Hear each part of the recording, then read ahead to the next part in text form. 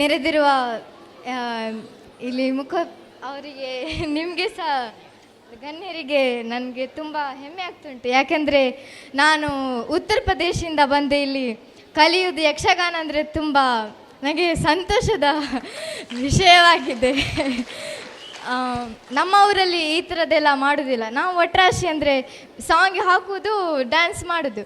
ಇಲ್ಲಿ ಒಂದಂದರೆ ಒಂದು ಮಾತನಾಡುವಾಗ ಸ್ವಲ್ಪ ತುಂಬ ಹೆದರಿಕೆ ಆಗ್ತದೆ, ಆದರೆ ಮಾಡುವಾಗ ಎಲ್ಲ ತುಂಬ ಖುಷಿ ಆಗ್ತದೆ.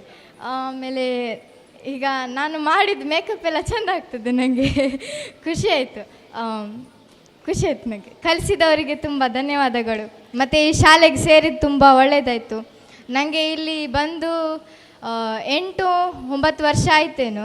ನಾನು ಲಾಕ್ಡೌನ್ ಇತ್ತಲ್ಲ, ಆವಾಗ ಕನ್ನಡ ಭಾಷೆ ಕಲ್ತದ್ದು. ಟೀಚರ್ಸ್ ಯಾರು ಸಹ ಇರಲಿಲ್ಲ. ಮನೆ ಪಕ್ಕದವ್ರದ್ದು ಇದು ಬುಕ್ ಇರ್ತದೆ ಅಲ್ಲ, ಅದು ಹತ್ತಿ ಬರೆಯುವುದು.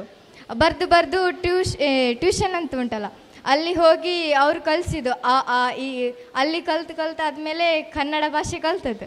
ಅಲ್ಲಿಂದ ಕಲೀಲಿಕ್ಕೆ ಪ್ರಾರಂಭವಾಯಿತು ನನ್ನದು. ಧನ್ಯವಾದಗಳು.